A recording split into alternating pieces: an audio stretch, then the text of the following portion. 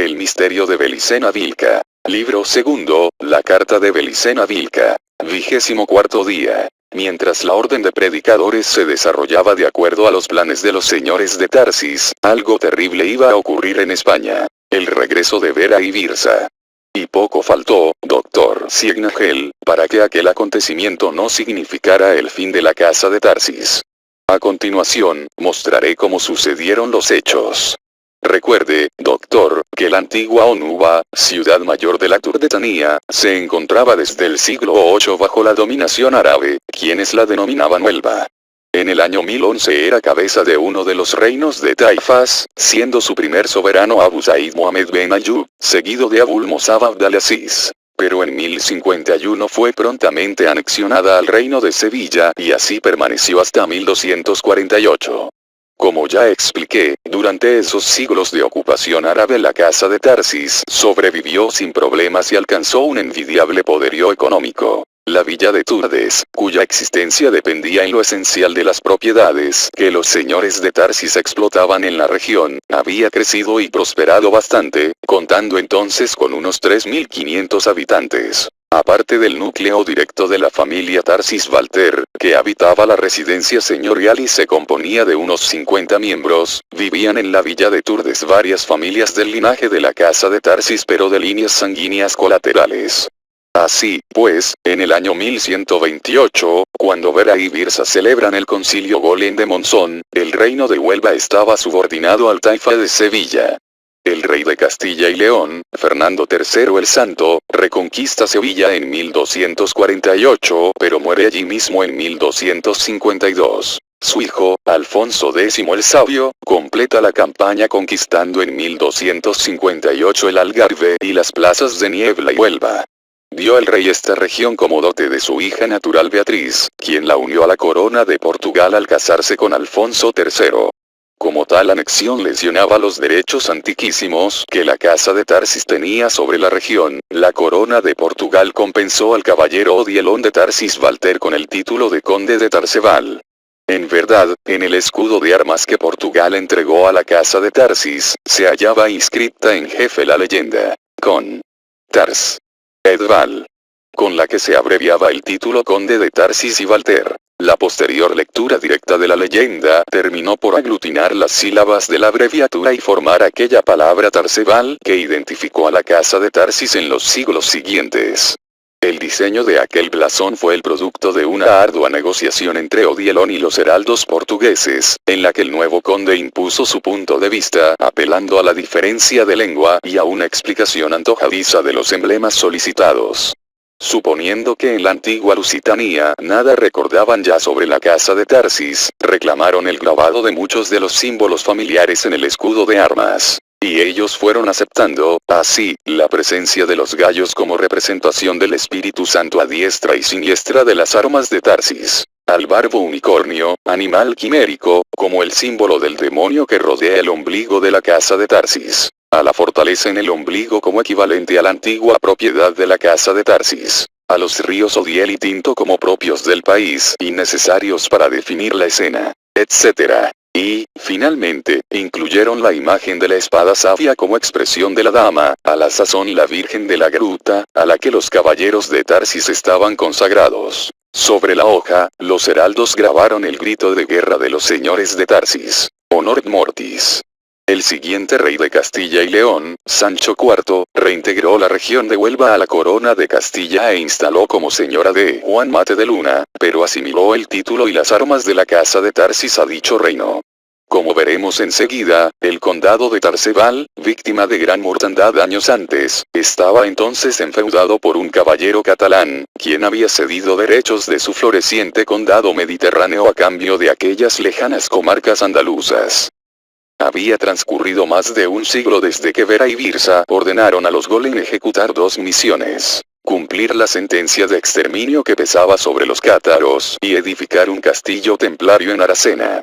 La primera misión, como se vio, fue llevada a cabo con esmero por los Golem cistercienses. Sobre la segunda, en cambio, aún no se había avanzado nada. Mientras Fernando III el Santo reconquista Sevilla en 1248, y su hijo Alfonso X el Sabio se apodera en 1258 del Algarve y Huelva, el rey Sancho II de Portugal, poco antes de morir en 1248, conquista Aracena, plaza que pasa a integrar la corona de Castilla en 1252.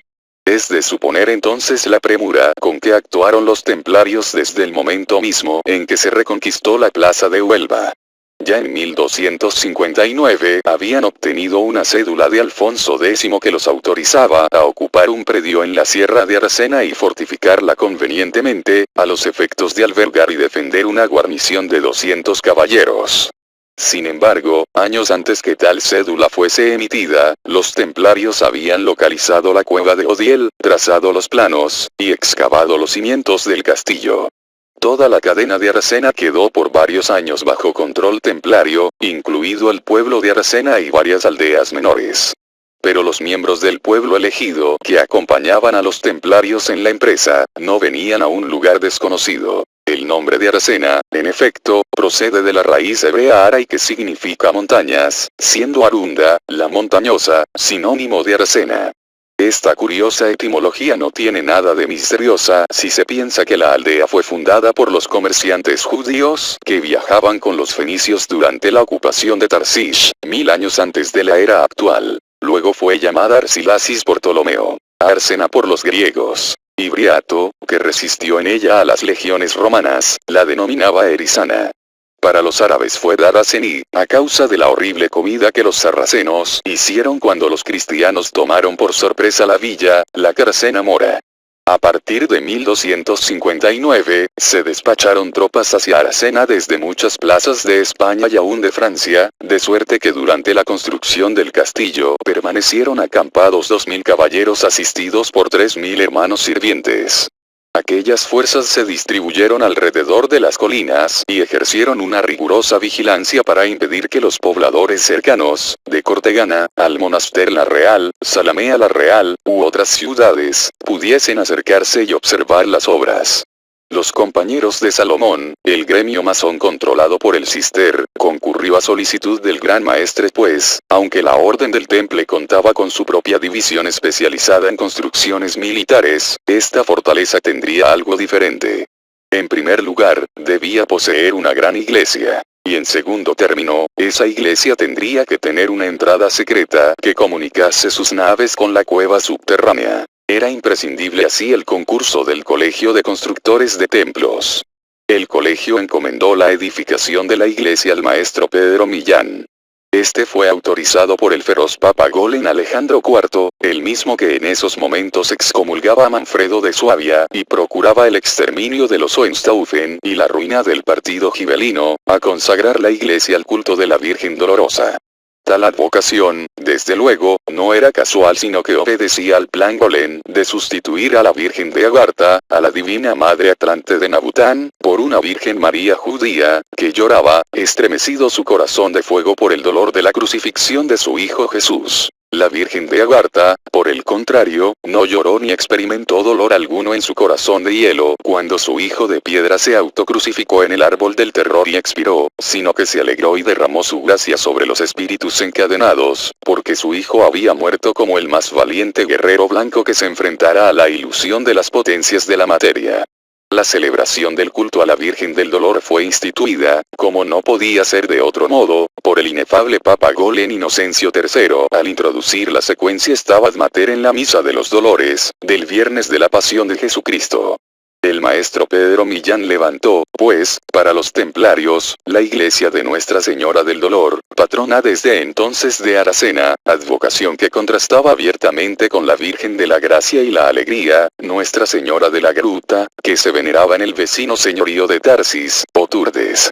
Cuando el templo estuvo terminado, se depositó en su altar la imagen de Nuestra Señora del Mayor Dolor, que aún se conserva, y recibió de Urbano IV la jerarquía de priorato de la Orden del Temple. Paralelamente, se trabajaba febrilmente en la construcción del castillo, alzado junto a la iglesia, a 700 mts de altura, cercando con murallas y foso una plaza adyacente a una torre mudéjar.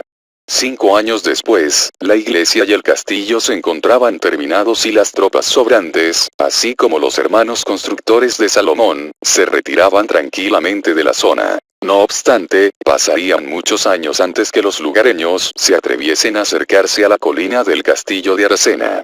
Pero esta tarea no fue todo lo que emprendieron los templarios contra la casa de Tarsis en esos años. El castillo de Aracena era una obligación impuesta por los inmortales, a la que habían dado fiel cumplimiento. Ahora esperarían pacientes el regreso de Vera y Birsa para que ellos lo empleasen en sus planes. Mas esa paciencia no significaba inmovilidad. Por el contrario, no bien que fueron reconquistadas las regiones en poder de los árabes, la orden se lanzó a una campaña de ocupaciones en todo el país de Huelva, ora asentando guarniciones en fortalezas y ciudades rescatadas, ora construyendo nuevas iglesias y fortificando plazas. La distribución de tales ocupaciones no ocurría al azar ni mucho menos, sino que obedecía a una rigurosa planificación, cuyos objetivos no perdían nunca de vista la necesidad de rodear a la casa de Tarsis y conspirar contra el pacto de sangre. Para recordar solo los más importantes sitios de esos despliegues, vale la pena mencionar la cesión obtenida sobre el convento de Santa María de la Rábida, en Palos de la Frontera, frente a Huelva, del cual ya volveré a hablar. O la posesión completa de Lepe, la antigua Leptía de los romanos, situada a 6 kilómetros de Cartaya, con el propósito manifiesto de controlar la desembocadura del río Piedras, por donde suponían que podrían navegar secretamente los señores de Tarsis. O el sospechoso interés por residir en la insignificante Trigueros, a 25 kilómetros de Valverde del Camino, muy cerca de Turdes, donde construyeron la iglesia parroquial que aún existe. Es que Trigueros, antigua población romana, se halla enclavada en medio de una fértil y extensa campaña que constituía en tiempos remotos el corazón de la Tartéside ibera. En sus campos, se hallaban diseminados sabiamente decenas de dólmenes y menhires, herencia del pacto de sangre, que los templarios se dedicaron en esos días a destruir prolijamente. Solo se salvó un dolmen en la villa de Soto, que puede visitarse hoy día, pues los señores Moyano de la Cera, de la sangre de Tarsis y tradicionales fabricantes de dulces y mieles, impidieron a los caballeros de Satanás concretar su infame misión. Villa de Soto se halla a 5 kilómetros de Trigueros y el dolmen se encuentra en la cueva del Zancarrón de Soto. En la casa de Tarsis, como es lógico, aquellos movimientos no pasaron desapercibidos y obligaron a los señores de Tarsis a tomar algunas precauciones. Fortificaron también la villa de Turdes y la residencia señorial, pues creían que los golems se aprestaban a lanzar una cruzada contra ellos pretextando alguna herejía, quizá denunciando el culto a la Virgen de la Gruta. Y estacionaron en la plaza una fuerza de 500 almogávares y 50 caballeros, que era lo más que se permitía armar al conde de Tarsebal para otros fines que no fuesen los de la reconquista. Lamentablemente nada de eso sería necesario, pero los señores de Tarsis no acertaron, una vez más, a prevenir los planes diabólicos de Vera y Birsa. A todo esto, se preguntará usted, doctor Signagel, ¿qué fue de la espada sabia, desde el día en que cayó Tartesos y las Blayas la ocultaron en la caverna secreta? La respuesta es simple. Permaneció en la caverna todo el tiempo, es decir, durante unos 1700 años hasta ese momento. Se llevó a cabo, así, el juramento que hicieron entonces los hombres de piedra. La espada sabia no sería expuesta nuevamente a la luz del día hasta que no llegase la oportunidad de partir, hasta que los futuros hombres de piedra viesen reflejada en la piedra de Venus la señal lítica de Ctagar. Para ello, los señores de Tarsis establecieron que una guardia debía permanecer perpetuamente junto a la espada sabia, lo que no siempre fue posible debido a que solo algunos iniciados eran capaces de ingresar en la caverna secreta. Como recordará doctor, la entrada secreta estaba sellada por las brunas de Nagután desde la época de los Atlantes Blancos y resultaba imposible localizarla a todo aquel que no fuese un iniciado hiperbóreo. Las brunas eran signos increados y solo podían ser percibidas y comprendidas por quienes dispusiesen de la sabiduría del espíritu increado, es decir, por los iniciados en el misterio de la sangre pura, por los hombres de piedra, por los guerreros sabios. Sin embargo, salvo algunos cortos y oscuros periodos, la casa de Tarsis nunca dejó de producir iniciados aptos para ejercer la guardia de la espada sabia. pero ya no eran tan numerosos como en los tiempos de Tartesos, cuando el culto del fuego frío se practicaba a la luz de la luna y existía un colegio de hierofantes. En los siglos siguientes, hubo que ocultar la verdad del fuego frío a los romanos, visigodos, árabes, y católicos, reduciéndose la celebración del culto al ámbito estrictamente familiar. Inclusive, dentro de aquel ámbito familiar reservado, se debía convocar solo a quienes demostraban una conveniente predisposición gnóstica para afrontar la prueba del fuego frío, que en nada había cambiado y seguía siendo tan terrorífica y mortal como antes. Salvo esos periodos que mencioné, durante los que no hubo ningún miembro de la casa de Tarsis capaz de ingresar en la caverna secreta, lo normal era la formación mínima de 2 iniciados por siglo, en las peores épocas, y de 5 o 6 en las más prolíferas. Si el iniciado era una dama de Tarsis, se le daba el título de Braya, en recuerdo de las guardianas iberas. Si se trataba de un caballero, se lo denominaban Oyo, que había sido el nombre, según los atlantes blancos, de los pontífices hiperbóreos que en la Atlántida custodiaban el Ark, vale decir, la piedra basal, de la escalera infinita que ellos sabían construir y que conducía hacia el origen. Es obvio que, para cumplir con el juramento de los hombres de piedra, los Noyos y las Brayas tenían que convertirse en ermitaños, es decir, tenían que alojarse en la caverna secreta y permanecer todo el tiempo posible junto a la espada sabia. Y nadie podría servirles porque nadie, más que ellos, podía entrar en su morada. Pero aquella soledad carecía de importancia para los iniciados. La renuncia y el sacrificio que exigía la función de guardián de la espada sabia era considerado un alto honor por los señores de Tarsis. De acuerdo a lo referido por quienes habían entrado y salido de la caverna secreta, el trabajo realizado durante tantos siglos por los iniciados que allí permanecían había dotado al sitio de algunas comodidades.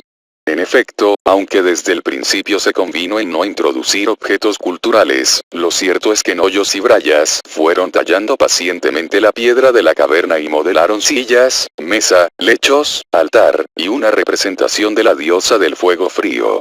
Y frente al rostro de Pirena, ardía una vez más la flama de la lámpara perenne. Pero el rostro de la diosa no surgía ahora de un menhir, sino que estaba esculpido sobre una gigantesca estalagmita verde. Tampoco existía un mecanismo que hiciese abrir los ojos ya que estos habían sido profundamente excavados y estaban siempre abiertos, prestos a revelar a los iniciados la negrura infinita de sí mismo.